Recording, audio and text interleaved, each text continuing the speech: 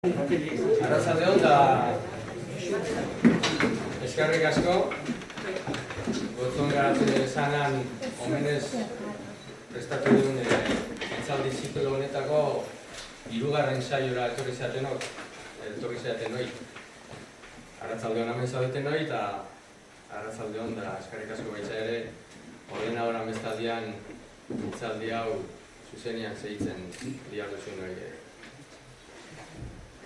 Datorren astean amaituko gotzon zanan omenez prestatu duen omenaldi programa hau honi datorren astean emango dugu amaieria eta dakizuen bezala Amuniza eta Amaia zorriko dira.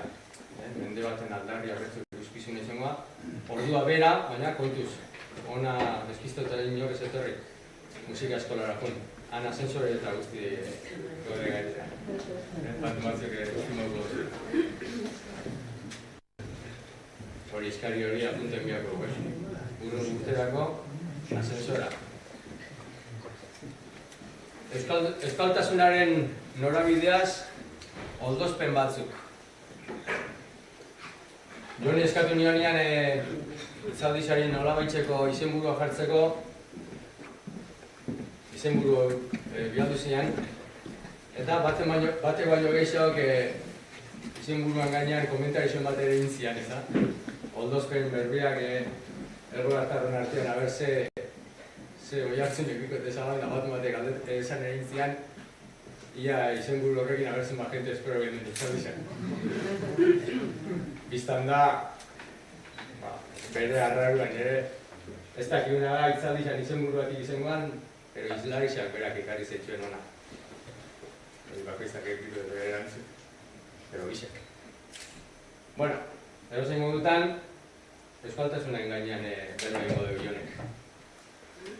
Hor, berak bialduzi unidatzi horretan aitzatzen dago bezala, kezkatuta dago, gai honek kezkatzen dugu jon, eta pixkat kezka horretatik abantatzeko asmo guztu dakar.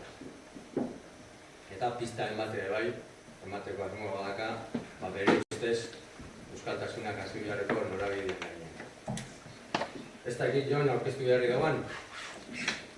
Geixenok Jon bertzolari saizetuko du, etzan alperri libili 20 urtean, kontxe gongera pasilioan komentatzen, ume zala, zizala, jende aurrian berbetan, eta esan diot, velodromoan 12.000 lagunen aurrian improvisatzeko gauza danak, holako plaza txiki baten, ez dakaba bat problema. Bueno, esan dizu da bezala ordean, 20 urtean jardun zaban bertzolari moduan, baina azkenengo 12 urtietan irakasle ikerlari eta kudeatzaile lanetan dihardu.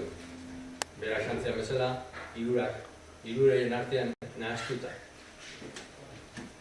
Ez da balare asko nahaztuko. Momentu honetan kooperatibigintzan eta lankidetza aztertzen duen lanki ikertegiko arduradun lanetan dabil. Eta lanki enpresa honetan, ikertegi honetan, Euskal Herriko kooperatibetan bertako gizartegintzan eta hego hemisferioko herri batzuetan egiten dutela. Eta doktore tesia berriz komunikazio alorrian egintzaban euskerako kazetari hizkeraren gaina.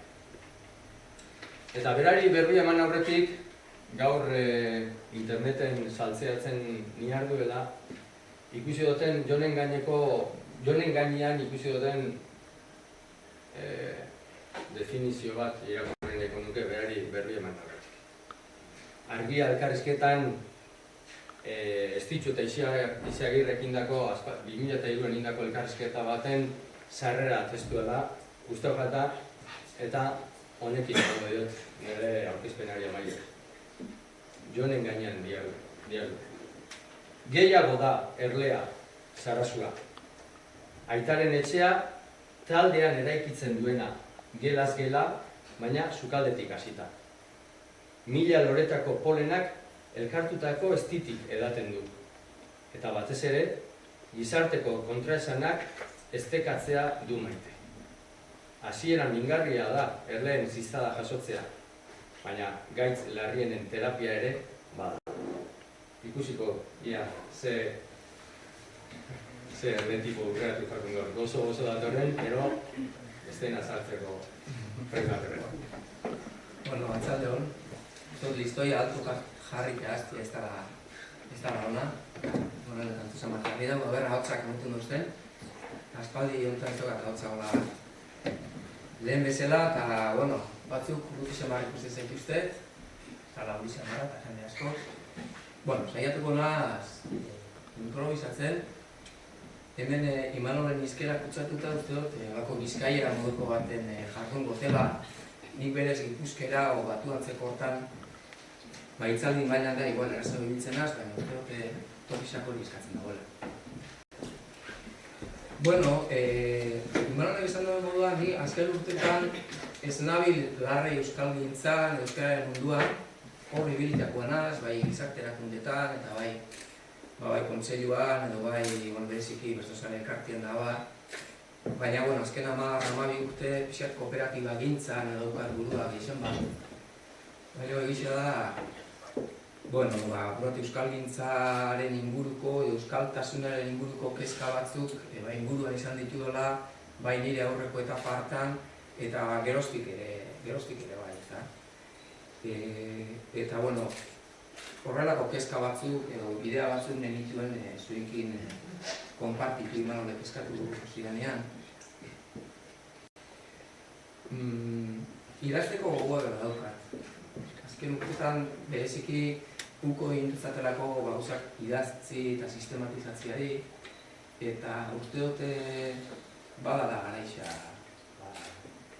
gauza hauek idazten jartzeko.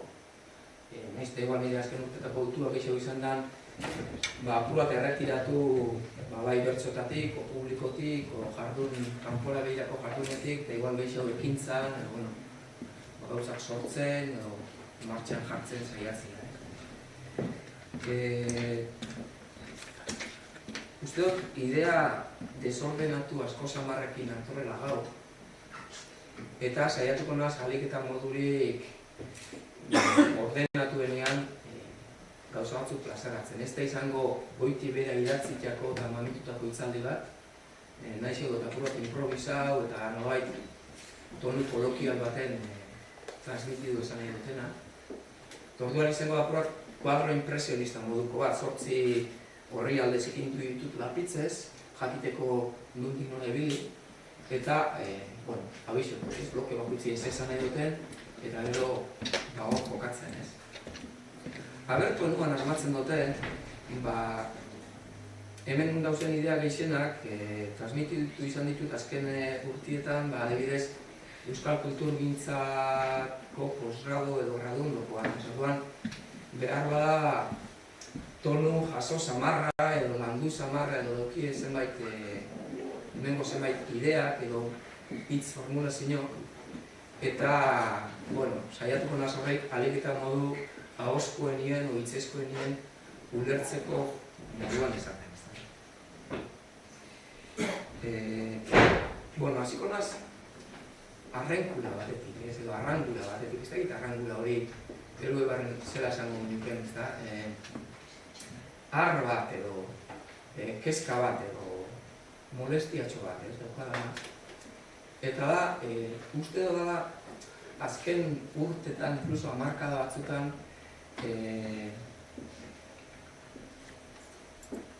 euskara garatzeko, zaten beste gustatzen normalizatze hitza, herri normala ez garela eta ez izango ere denbora askotan, normalizazio hitza etxetan beste gustatzen garatu hitza erabiliko. Euskara edo euskaltasun hau garatzeko, euskaltasun honen etorkizuna lantzeko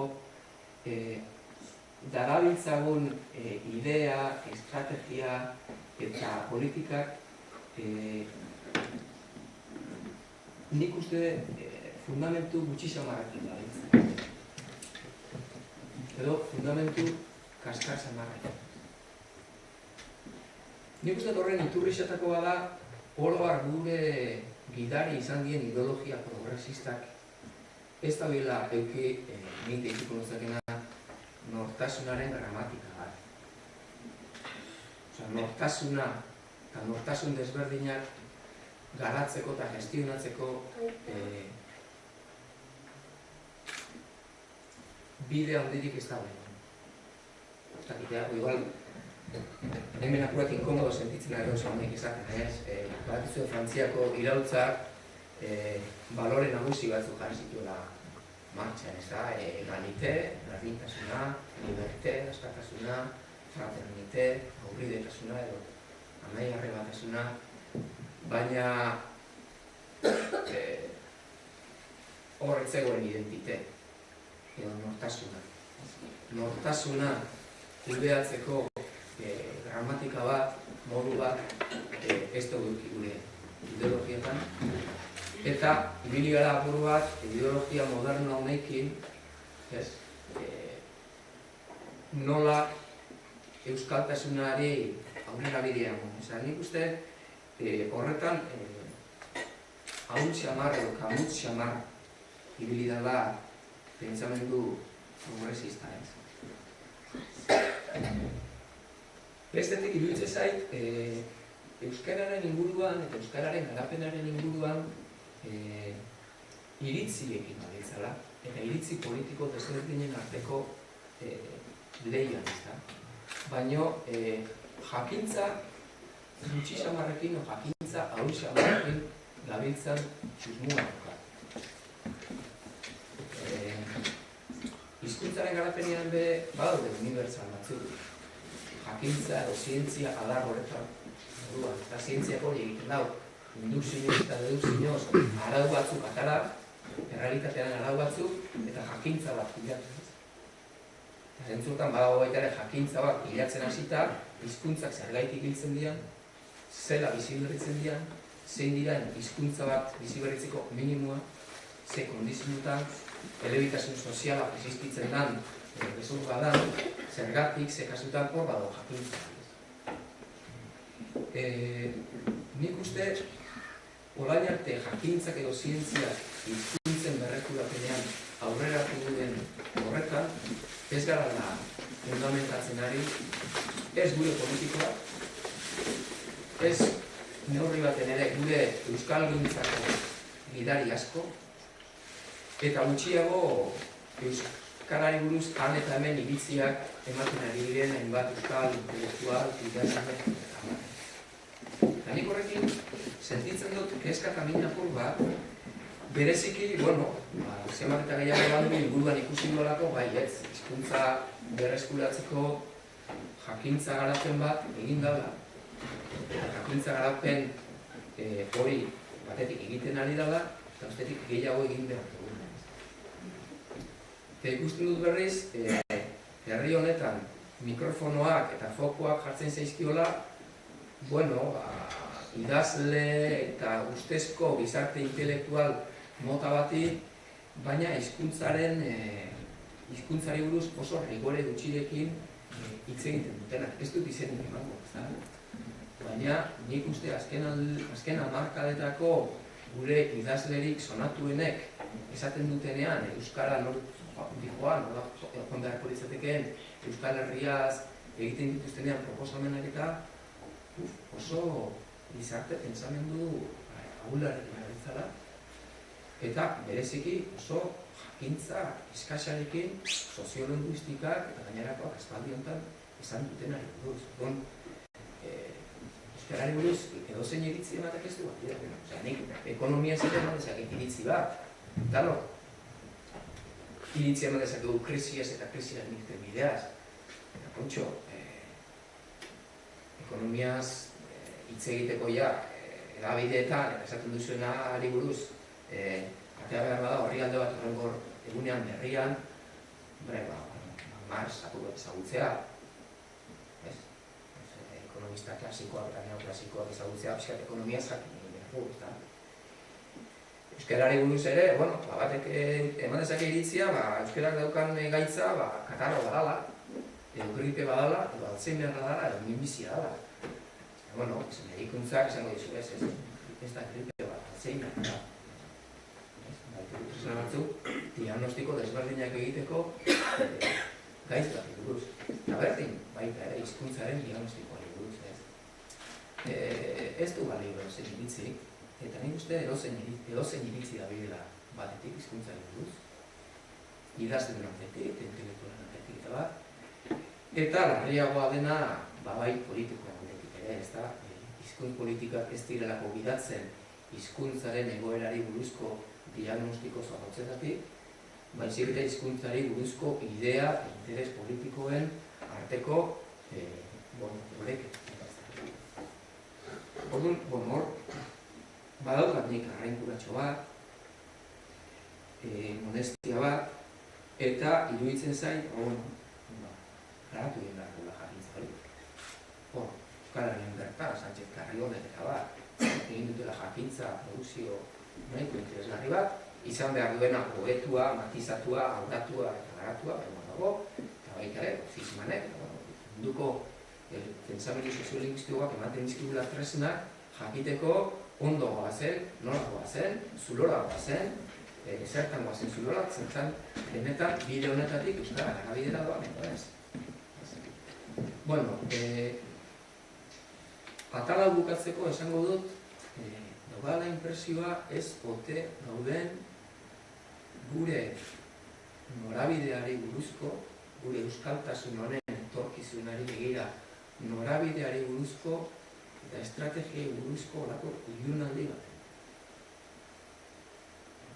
Gaudela iruditzen zait. Iruditzen zait, ilunaldi horretan argizkiak eta norabide elementu interesgarriak baditugula, baina desde luego ez direla gari, mamitzen. Ez gure klase politikoan, eta ez gure idazle eta intelektualen gautzetan. Askotan, horretaz zer esan gehiena daukaten horretzak, ez direla kontutan hartzen gehiegi azkena bat. Orduan, ezagan arrenkulatxoa, eta pasaldean nadien bigarren bloketxora, eta bigarren blokean izango dut sustrai ez badakit Juan Marte Gonzala hemen pixkat euskararen jatorriak eta zeikera, nik ez nuke inbeste sakonduko nahiko horretan, gehiago hitz egin nahiko nuke sustraiei begiratzeko orduan gertatzen zaigunaz, ezta?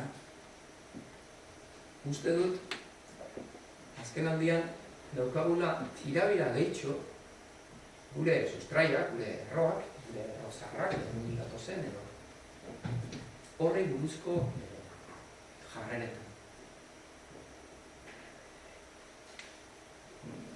Begiratu behar dugu, gatozen, eta jakin behar dugu sustrai horiekin zer egin edo nola kokatu ez da. Eta horretan ere, para variaz, moduan, ez bakarrik ez gara dauz hartzen, baizik eta tirabira eta agresibitate ezoiko bat ikusten horretan ere ez da. Hemen, esango nituzke hasieran bi gauza, ez da? Guri etorri zaiguna, jaso duguna gure arbasoetatik, gure guraso eta autonomonetatik, batetik da hizkuntza bat, kodigo bat, honei maila deitzea, honei ura deitzea, kodigo bat, kode bat. Baina bestetik baita ere, badirudi jarraidura horretan, etorri zaizkigula beste elementu batzuk ere, ez da? Beste elementu horiek, hizkuntza kodearekin batera etorri diren elementu kultural horiek zenbaterainokoak dira, ez da bai da esaku. Batzuk asko azmarratzen dute, gurea da hizkuntza da punto, hizkuntu filologiko utzutzetik, eta beste batzuk gehiago azmarratzen dute ez hizkuntzarekin batera etorri zaizkigu, kultura, ohitura, gizarte psikologiako elementu batzuk, gizarte filosofia oso bat, gure mitologian ikusten den izateko erabat, eta hizkuntzarekin batera nolabait, ia izateko erabat, pentsatzeko erabat, eta gizarte burubide oso bat da etorri zaiguna, ez da? Eta hori ere badugu gure sustrai. Orduan, honen aurrean, badago alde batetik antsiedade berezi bat batzuen aldetik azpimarratzeko ikaragarri gure sustraien izaera zaharra eta gure sustraietatik etorri den gizarte filosofiaren aspektu horiek. Eta bestetik, baita ere antsiedade berezi bat guzti hori ukatzeko. Eta guzti hori ameskeriatzat jotzeko eta euskara hartzeko bakarrik hizkuntza aseptiko kode bat moduan, Eta gainera, bere zahartasuna ere, demostratuta dago bakarrik, iaia erromatar gara bere egiten da, ez? Eta hortik, atzera gauko zahartasun hori denak, nolabait ameskeria bat barriz bezala, ez da? Nondi bat orain, joera ansiosoa, gure sustraiez, itzeiterakoan ere, elkarrekin, bukan egiteko, ez da? Nire tokatu zait, egia esan da, gure universitateko asignatura baten, bereziki gustatzen zaigu lantzea euskal sustraietan edo erroetan ze gizarte burubide, ze gizarte psikologiaren elementu dauden, ez da? Eta, hor badaude, gauza interesgarri batzuk, nik uste patxadaz eta distantzia batez hartu behar direnak, gehiagik emozionatu gabe. Nire jarrera hori ditzak, ez? Dirudi, baduela, hainbat elementu, gaur egun, zientziaren adar batzuk ematen nahi dienak, esaten dutenak, txura asko daukala, gutxienez neolitoko jatorria ote daukan gure hizkuntzak, hizkuntzarekin batera etorri zaizkigun elementu kultural batzuk. Gure hainbat datu daudela, hipotesirik, egiaztagarrien entzat edo hori jotzeko. Eta hor badu elementu interesantea, bereziki, azken aldian kontatu ditutenaz beste, Europako neolito zaharrean gizartea ulertzeko eta gizaki ulertzeko eta elementu zahar batzuk badaudelako eta sustratu zahar horretatik zerbait ote daukagun guk gaur egun eta emakumeak baserrikan bete duen papera eta horren ondorioz gaur ere zenbait emakumeak dituzten zenbait jarraidurek edo, beste elkartzeko hainbat ohiturek, eta sustratu horretatik zerbait daukagun edo ez, eztabaidagarria. Eta badaude baita ere, beste oso elementu interesgarriak, adibidez, baserrietako jabetza kulturaren kudeaketan, Patxiko bere tesian ikertu ditugu gauza politak, pertenentzia zentzua nola zegoen etxeari eta herriari, eta zer dan etxea, zer bezala, sozial bezala, zer dan herria, eta gure hizkuntzari eta kulturari lotuta etortzen hainbeste elementu.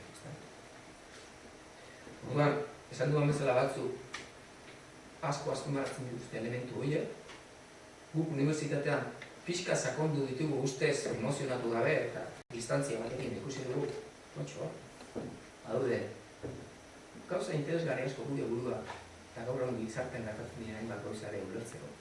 Euskal mitologiatik hasi, euskal mitologian zergatik ez dagoen eroe individualik. Mitologia europearen eroe individualen figura konstantea den bezala euskal mitologian eroearen papera desberdina da, eta ez da individuala, eta ongiaren eta gaizkiaren arteko beste dialektika bat, elementu oso harinak dira, baina, esploratzeko interesgarriak. Guztionekin zer egin. Eta nik, bentsat, nik transmititu nahiko nuken aldartea, eta universitatean ere horrela segitzen gara hau lantzen, da, ez ditugula gure sustraiak landu behar. Gure sustraietan, gure oinarriak oso gizarte zahar eta idíliko batean bilatzeko jantziera egin. Askotan uste egiten dugu. Ez eta beste muturra ere. Gure sustraietan, gure zahartasuna, gure sustraietako elementuak aipatzen denero, saltatzen dira besteak eta euskaldunak, kristonak esanez horren kontra, eta ez da batuta, eta izugarrizko behar bat badego moduan guzti hori ukatzeko, espainoler ridikulizatuko gaituzten beldur, eta gudaukaguna, hizkuntza kode bat bakarrik dela azpimarratu. Nik uste biak ere konplejo beraren bi aurpegi dira, adolescentearen konplejo tipikoa, gure gorputza ez dugu denean gustora, batutan gure gorputza exaltatzen dugu, eta beste batutan gure gorputzean, gure gorputza egurtzen dugu, eta gure gorputzaren exaltazioaren kontra auto-mespertsu eta autokontrol izugarri daukagu. Nik uste heldutasunean egiten zareanean, ez bat ez beste ez. Gure gorputza beste exaltatzeko beharrik, eta ez gure gorputzarekiko gauza, ez dakit, edozen gauza on beste mutilatzeko beharrik. Gure gorputza ditu, ez da eskola bezala, sozarma, txarrak, eta aurgunean. Eta uste dut, gogo aldartea behar dugula, gure sustraien zahartasunari eta hortik datozen elementu batzui, interes berriz begiratzeko, gilegi emozionatu gabe, hor takize esentzia, eta batez ez takize esentzia idíliko bilatu nahi izan gabe. Baina aldiberean, hortik datozkigun hipotesi eta gauza interesanteak, hor dugula, gure kurrikulunean, gure unibertsitatean, eta gure gizarte divulgazioan txertatzea. Hipotesi nagusia baldin bada, neolitoko elementuak dituela hizkuntza, beste hainbat elementu, ez da arazorik horren divulgazioa egiteko, eta gure eskoletan ikasi genuen moduan, paleolitoa zegoela Europan, eta neolitoa Europearrek ekarri zutela, hori ikasi genuen. Zergatik polizierako, garai hartan, historia aurreko hipotesi nagusia.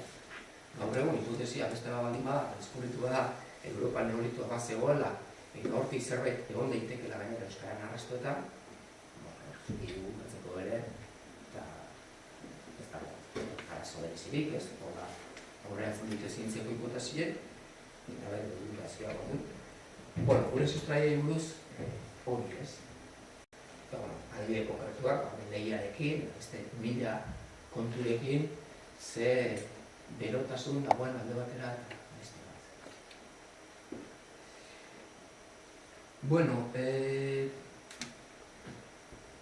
Pasako naiz, bi hitz niretzat oso importante direnak ipatzera ez. Nire egia esan PowerPointak ez dola atzeizki gustatzen, baina uste dut hobeto komunikatzen du bala arbel batekin ez. Ez dakit irakurtzen dana batzetik? Jarraidura eta irekidura. Uste bi hoien arteko lotura, nahasketa eta dialektika dela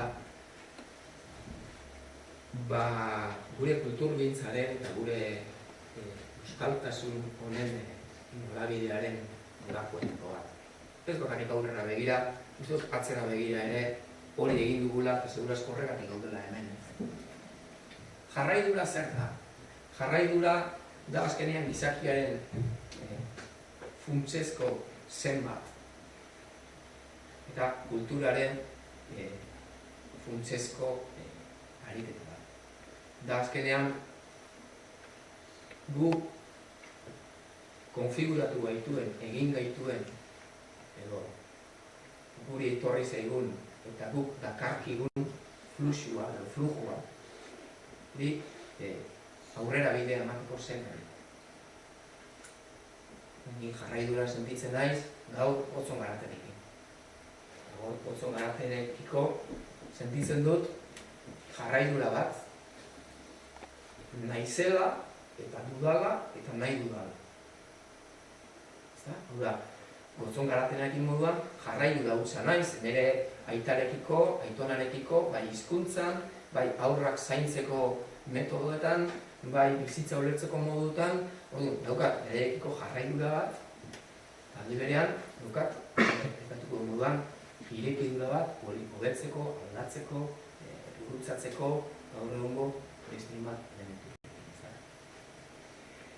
Nik uste jarraidura zen hori, zen oso bizakoi hori, bereziki euskaldunok, euskara moduko hizkuntza komunitate eta herri txiki batean gaudenok bereziki landu dugula.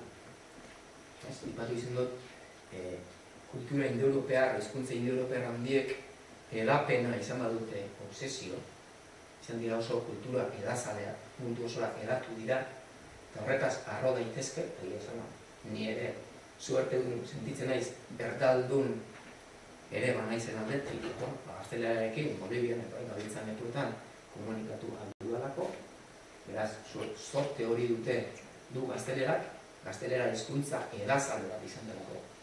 Eta eratzea bakizu ezak da, espazioko ariketa bat, eta nik uste Euskarak oso edapen zen edo ariketa gutxi egin duela, Euskarak gehiago egin duena da iraupen ariketa bat, ez? Edatu baldin bada espazioko koordenan gertatzen dena, iraun da denboraren koordenan gertatzen dena, ez da? Iraupen zena gehiago garatu duela gure bezalako hizkuntzak, segurazko arrazoi askoren gatik. Arrazoi historiko eta beste gauza askoren gatik, ez? Eta hau, hala da, ez da? Bakarrik historia, ez da, ondela beti latinarekin kontatzen duguna, ez da? Inoz nintzen izan zuen orain dela 1000 urte, latina, nolabait ingelesa zena desagertuko zenik, eta euskara, ja ordurako hizkuntza bazterreko hizkuntza txiki bat zena, gaur bizitik egingo zenik, ez da? Hor izan da, iraupenaren arrazoi batzuk, eta uste guk ere jaso dugula hori, guri bizitza nolabait argaratzen digu, gure semea alabaek, gure hilobak euskaraz irudikatzea, eta hor hori, eskutik eskura pasatzen den prekario hori emateko zen hori, uste dut transmititu digutena, beraz, arraidura, ez da gure patrimonioa, zen gizakoi bat da, baino hor daukagu, ez da. Bestetik irekidura, irekidura da, ezbalik egotea, uneko eta historiako eragin, berrikuntza, nahasketa eta variante guzti hori izan. Noai bi hauen arteko oreka edo ekilibrioa izango nikoteke segurazko onaino ekarri ditugunaren gakoetakoak eta hemendik aurrera egin beharko dugunaren ariketa bat. Hau, mila adibidekin azaldu daiteke, azten baldin badugu bertsolaritza zer izan da, bertsolaritzan ere jarraidura bat da egin duguna, azken 25 urteko bertsolaritza moderno honetan. Eta kantatzen dugu txirritaren doinuekin, eta 8ko handian, eta 8ko txikian, eta 8ko handian, eta 8ko txikian, zergatik kantatzen dugu, jarraidu da duzez. Kantatu genezakin gaur egun metrika berrietan, eta rock and roll doinuetan. Baina ez kantatzen dugu txirrita bezala 8ko handian, zergatik.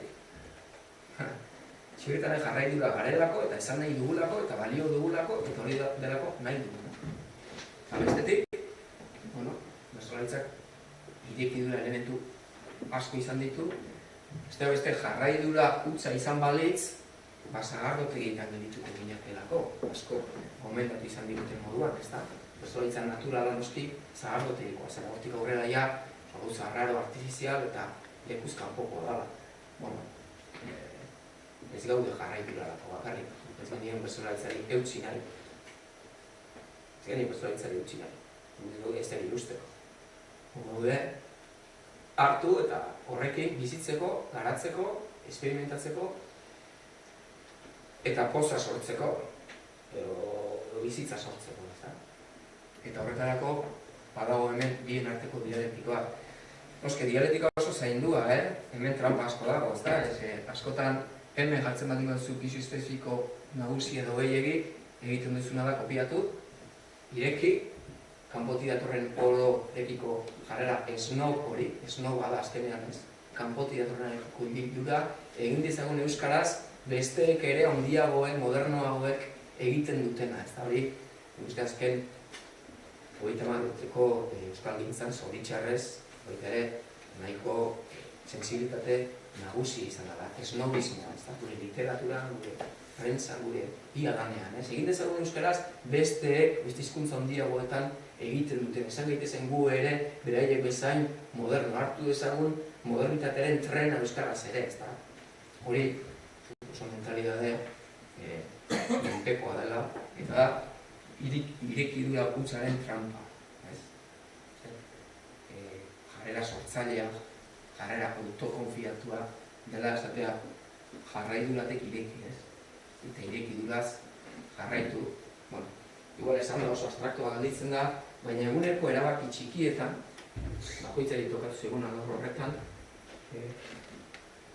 igual hobeto ikusten dira horren adibideak, ez nik, igual sakonen ezagutzen dudala azken 25 urte honetan, bertsolaritzaren mugimenduan hartu ditugun erabaki eta estrategia txiki asko, etengabe dialektika horretan.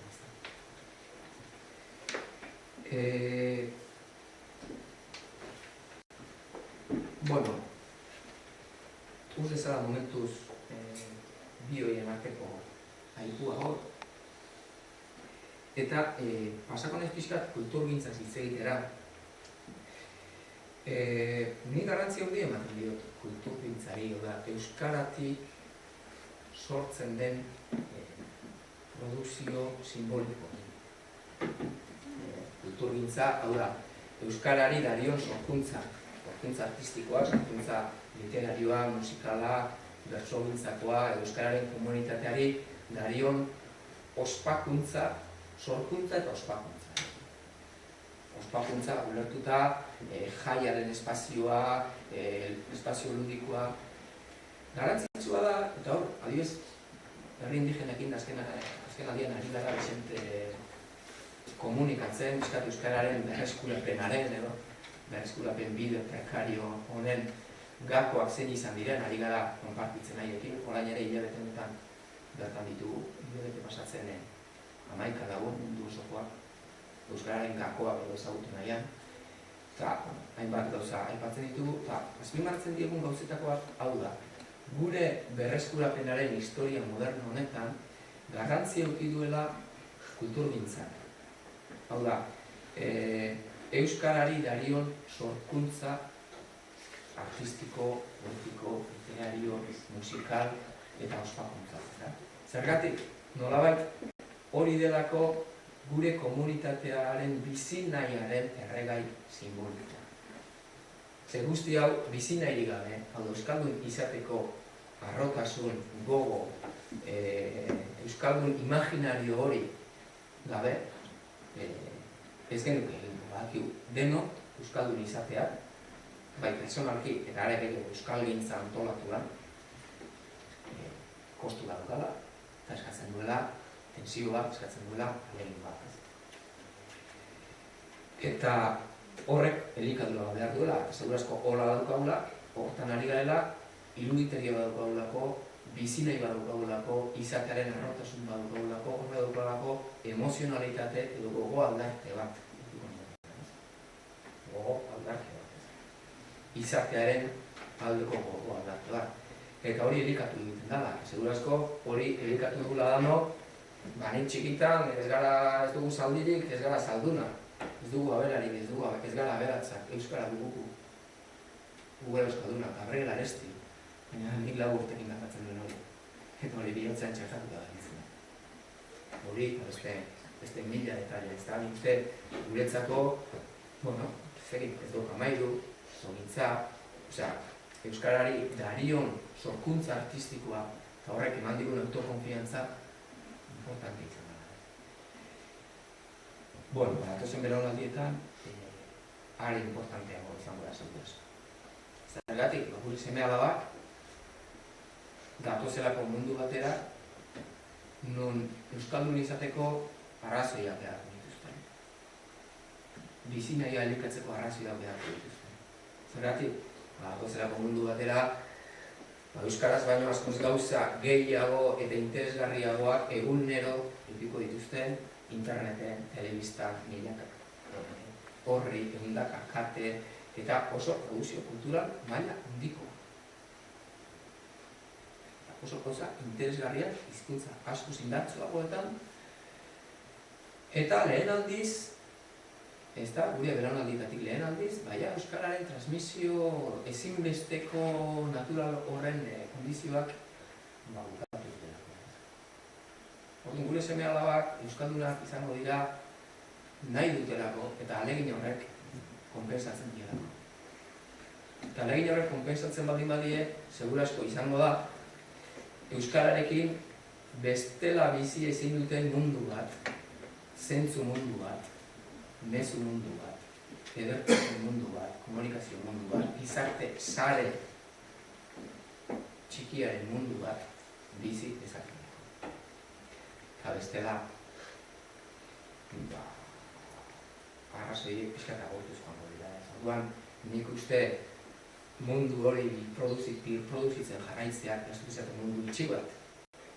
Mundu ireki bat, por supuesto, mundu guztian produzitzen dena horre egongo da, eta hori hizkuntza askotan egongo da, euskarara ere horren parte txiki bat ekarri beharko dugu, baina euskarak ez dago eginda munduan sortzen den kulturaren lagin txiki itzuli bat euskaraz emango. Hortarako, bera, zuzenean inglesez konsumitu, eta pelikula aldala versio originalen ikusten ditut. Orduan, baizik eta ia gai garen sortzeko. Mundu handi horren barruan, bizitzea merezi duen mundu txiki bat, eta horri nagukion izatez gara bat. Eta horretarako, lehen esan duguan, kulturan ere jarraidurak, irikudurak kudeatzen asmatu behar. Hemen gogo eta txiki bat egin nuke baita ere kalitateaz eta kantitateaz, zen euskararen berreskurapenean idea honetan, aurreko hamarkadetan nahiko obsesionatuta ibili garela kantitateaz. Zenbat undu euskalduntzen genituen ikastolan, zenbat ume ereduan, zenbat B ereduan, zenbat horri, eta behar bada hasi gara konturatzen aspektu kualitatiboen garrantzia. Ia honetan euskaldun osoak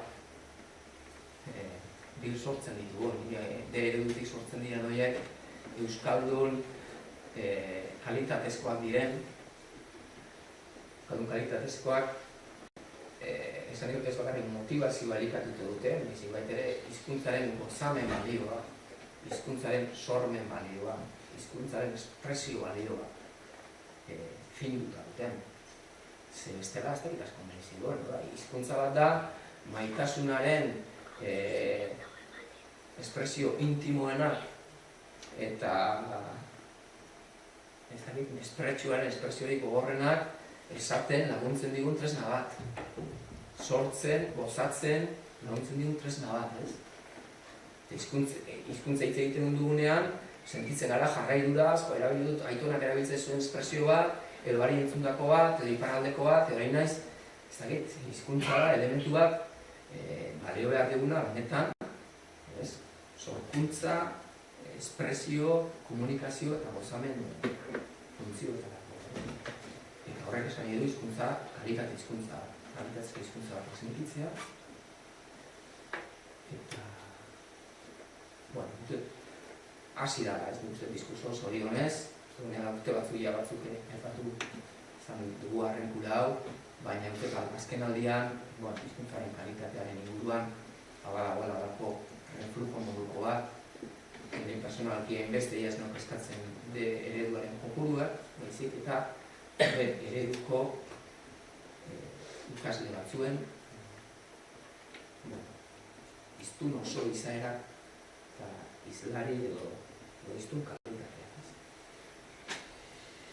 Beste gozo bat esan nahi nuen kultura artekotasunaz, baina, arrisku daukat luzatzeko, atzetik dator bain bateriarik komplejoena, eta hau igual saltatu egin dut, kontu zibili behar dugula hitz kontzeptuekin, noen moduan dago kultura artekotasuna, hizkuntza aniztasuna, erebiduna, eta badirudi berriz ere kontzeptu progresista modernoen eta txertatu behar dugula orain gure diskursoa, eta bueno, berriz ere, lehen aipatu gara, ez da hizkuntzaren inguruan badago jakintza garapen bat, eta kontuz.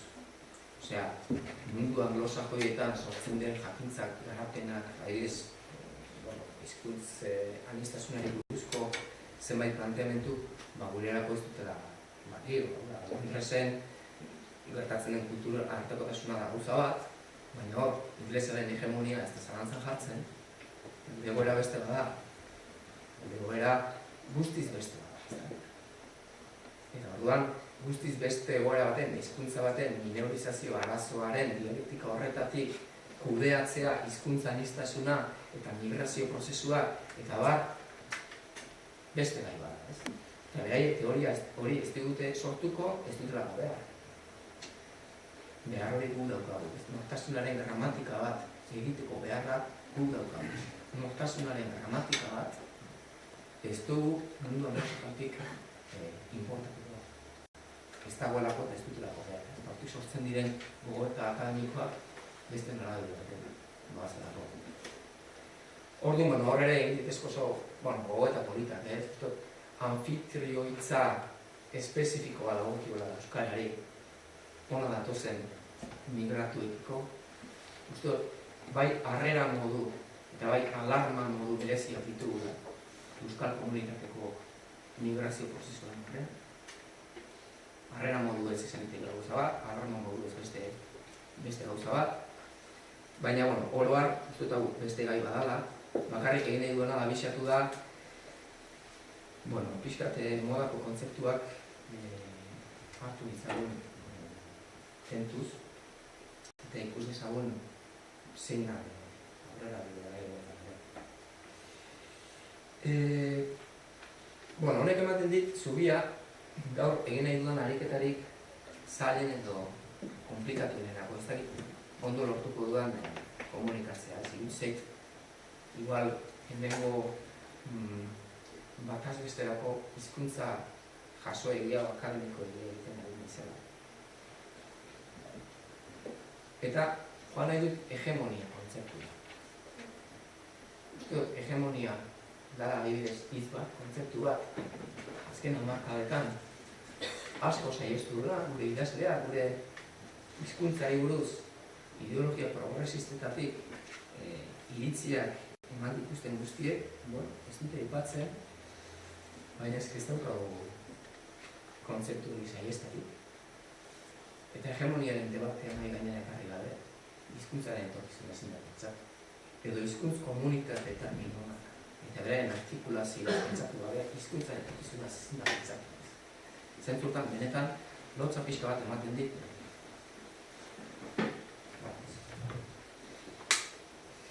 Azken aldian, urte askotan hizkuntzaz esan diren hainbat gauzaz gogoratzea.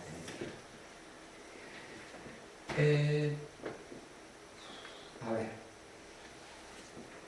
ber, esplikatzen dudan, hegemonia. Hegemonia zer da? Beste herrietako jendearek nire esaten dute bai, hizkuntza eskola bilingüeak egin behar ditugu. Dituzte eskola bilingüeak, herri indigenetan, eta normalen eskola bilingüeekin ari dira lortzen inoiz gaztelera sartu gabeko azken komunitate indigenetan gaztelera sartzen. Eta beren ustez, ari direna da, lehenbiziko aldiz historian eskola bilingüe batzuk egiten hizkuntza indigena aurrera ateratzeko. Eta lortzen nahi dira guztiz kontrakoa. Zein da hemen gaia? Espazio gehienetan hizkuntza bat nagusitzen da. Euskaldunok konturatu ginen, adibidez, egunkari elebidunak, baduzue transizio garaian egunkari elebidunak egiteko asmoa zutela, deiak eta eginek, eta historiak erakutsi dugu, egunkari elebidun bat ezin da existitu. Egunkari elebidun bat egiten baldin baduzu, egunkari horretan beti gaztelean nagusituko da. Zuk artikulu bat idatzi behar baduzu, bakizu erderaz, danik irakurreko didate. Eta euskaraz minoria bat, orduan, importante bada gara zidatzeko. Hori beste aspektu guztietan. Euskal Herrian ez dago fakultate elebidunik. Fakultate elebidun orekaturik. Euskal Herriko unibertsitate fakultate guztietan batean ezik. Gaztelera da, hizkuntza hegemonikoa. Funtzionamenduan, bestean, bileretan, horrietan, eta gero, egiten da baita ere, gauza batzuk euskara itzuli, klase batzuk euskara zeman, baina fakultate elebidun orekaturik ez da existitzen. Eskola elebidunik ere ez dago moduan. Fakultate, geurea da izan, segurezko izango da, Euskal Herriko fakultate euskaldun hegemoniko bakarra, bizi gara euskaraz, eta gero, egiten da baita ere, gazteleraz gauza batzuk, ingelesez gauza batzuk, eta, gure lantaldean, portugesezea bai gauza batzuk, eleaniztasuna, baina ele batetik. Ele baten arraztuta, eleaniztasuna. Egia da, espazio elebidunak badaudela, eta gizartean egon daitezkela, bentanila baten harrera izan liteke elebiduna, baina egunkari bat ez. Elebidun horrekatua ez, behiziki bi hizkuntza modu desorekatu batean daude. Orduan, hizkuntza batek bizi irauteko modu bakarra, nunbait espazio elebidun batzuk edukitzea. Euskara existitzen baldin bada, da, barkatu elebidun, hegemoniko. Da, espazio hegemoniko batzuk izan dituelako historian. Euskara biziko bada, da, espazio elebidun batzuk edukitzeaz gain, espazio hegemoniko batzuk edukiko dituelako. Familia hegemoniko batzuk, eskola, unibertsitateak, egunkaria, telebistak, non euskara dena ardatz, eta euskaratik garen eleaniztun, edo ez garen eleaniztun, baina euskaratik. Espazio hegemoniko bat edukitzea hizkuntza bat entzat ezin bide edo bizikoa da, ez dago beste irten bideek, eta bari nik uste soziolinguistikaren historian aski demostratua dago, elementuzun horrekaturik ez dela existitzen. Eta hizkuntza bakoitzari badagozkiola gutxienez gune hegemonikoa edukitzea biziko bada, eta baita ere behar bada gutxienez ere, lurralde hegemonia batzuk edukitzea luzaro biziko bada.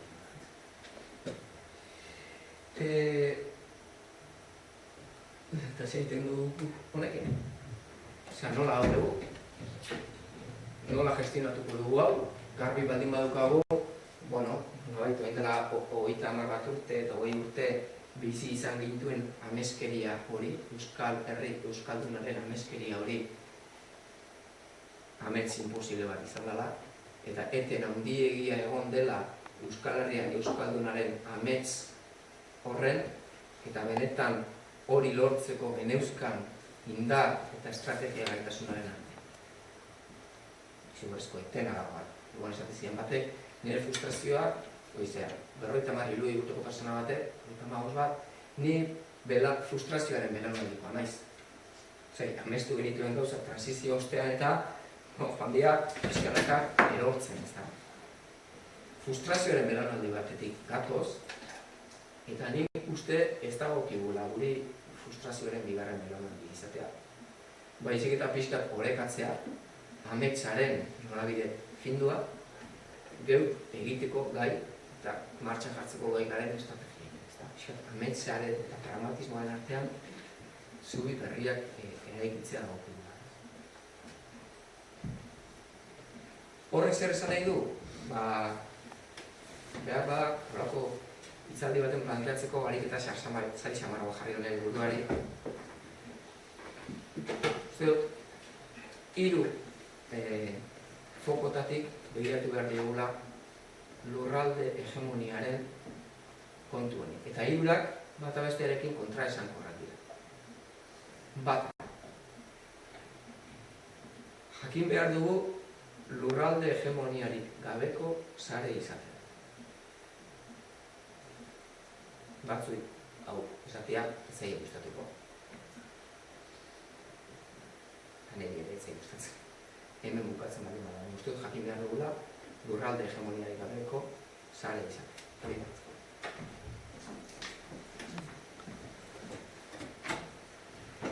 Bi, horrekiko kontraesankorra.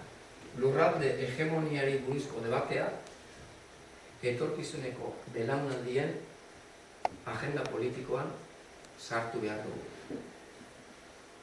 Gaur sartzea imposiblea denez.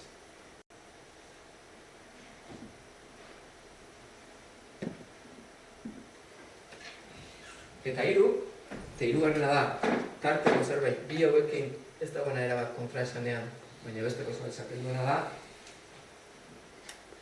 lurraldeko mila artean sartuta, ja ez nahiziari lurralde fisiko edo politikoaz, baizik eta lurralde metaforikoaz, lurralde hegemonia edo gune hegemonikoak sortu eta saretu behar ditugu.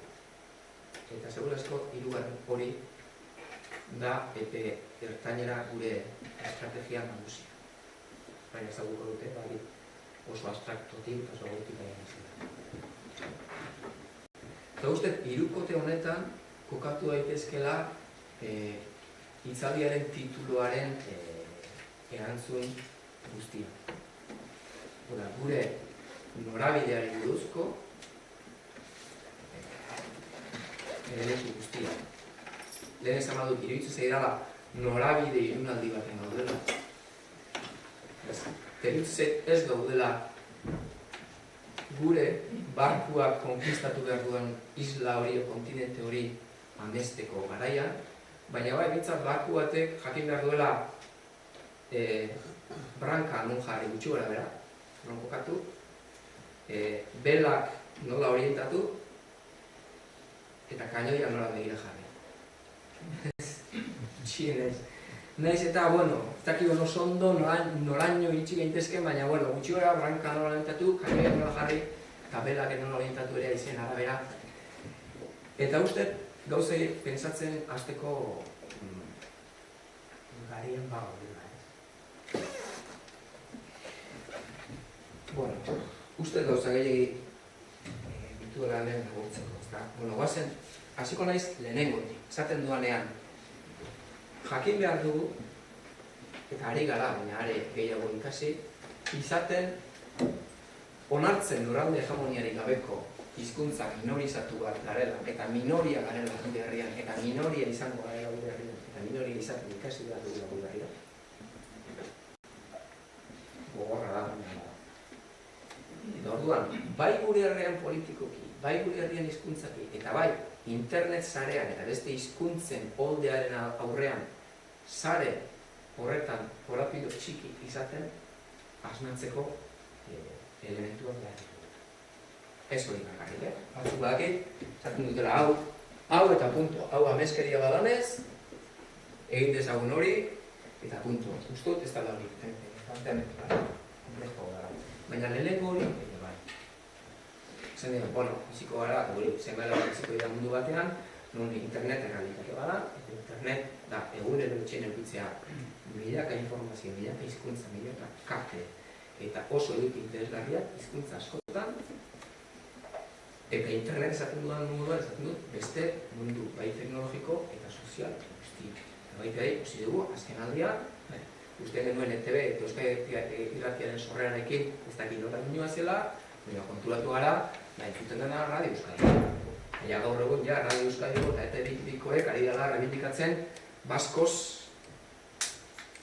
ez da, gula dia, ez eta ja, baskoa jarri da herri honen erdigune simbolikoan, eta gu ja, kaldutok, ja ez dobra inbeste herri honen erdigune simboliko eta mediatikoan. Lehen ere zera bat, lehen gutxian. Orduan, bueno, guzti horren aurrean, asmatu behar dugula, esaten, bueno, gainera atorkigunarekin, eta bat, zein dira bideak, sare virtual eta sare sozial eta politiko horretan, minoria izaten ikasteko, eta minoria moduan bizitzeko, gehitzeko, eta garatzeko. Nik hemen ez dut erabat bat egiten guztiz gure irtenbide guztiak teknologia berrietan jartzen dutenekin, bagizu gabitzara penduluan moduan eta batzuk deskurritzen dituztuan, bueno, ondo, teknologia berriak ematen du euskararen salvazioa, teknologia berrien modata sartzea datzala eta bai, hortan ari ginen aurrean uste dute txapelak enduela dugula, baina, bueno, beste guz asko ere bai, ez da, sare izaten asmatu behar dugun, lehenbiziko gizarte sare. Eta gero, gizarte sareari gatxekion sare teknologikoari ere heldu, jarriko nuke adibidetxo bat, ez dakit ez baita ere nire oain ertende mundua izan denekin, ez da, nik ikusten dut, adibidez, bersolaritzan momentu honetan, interneten badago, Eta interneten sarrera asko ditu, eta hau Bertso Plaza TV, eta bestea, eta hor blogak eta gauzak mugitzen ari dira, ez da? Baina ez da hori bertsolaritzaren salbazioa, Hau da, hori zergatik dago. Bertsolaritzaren sare soziala bizi dago. Bertso eskoletan, jendea, eta bilerako tabernan, bertsotan, kantatzen, eta bertso eskolak daudelako eundaka gazte, harreman bat dutenak, harreman fisikoa, igurtzia, eta sare soziala tipikoa gertatzen ari delako, eta jendea ez dago bere etxean, ez da. Eta horren isla bezala, interneten ere horrek badu ere. Irten bidea, bertsolaritzaren etorkizuna ez dago interneten. Bertsolaritzaren etorkizuna dago, ia sare sozial hori, igurtzi fisiko eta emozional hori jarraitzen den bertsoaren maitasunaren inguruan.